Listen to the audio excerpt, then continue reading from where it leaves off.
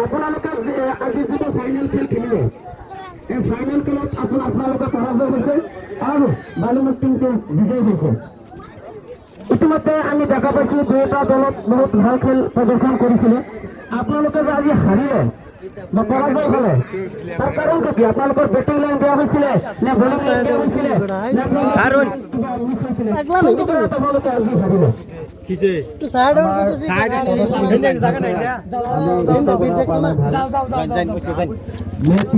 আমাৰ বলিং কিন্তু ভালে হৈছে, বাট আমি বেটিঙত ৰান বনাব পৰা নাই, মেইন কেছ সেইটো।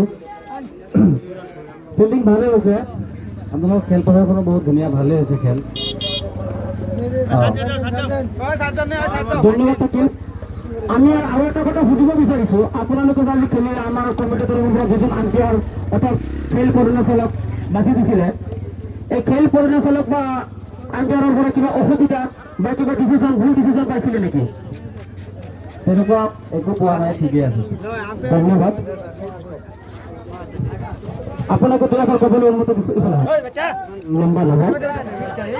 মই যেতিয়া বিজাৰত আহিছিলোঁ তেতিয়া মই ভাবিছিলোঁ যে ইয়াত আম্পায়াৰ সিমান ভাল নহ'ব, কিন্তু যেতিয়া আমি ফাইনেলত তেতিয়া আহিলোঁ আপোনাৰ দুইজনৰ আম্পায়াৰ যি ধৰণে ভাল কৰিছে মই এইটো আশা নকৰিছিলোঁ, কিন্তু আপুনি বহুত ধুনীয়া এটা ডিচিশ্যন দিছে আৰু নিৰপেক্ষ হিচাপে আপোনালোকৰ ডিচিশ্যনবিলাকে আছিলে। সেইকাৰণে আমি দিলৰ পৰা আপোনালোকে এটা চেলুট জনাওঁ আৰু বহুত সন্মানৰ সৈতে আপোনাক মই ধন্যবাদ জ্ঞাপন কৰিলোঁ।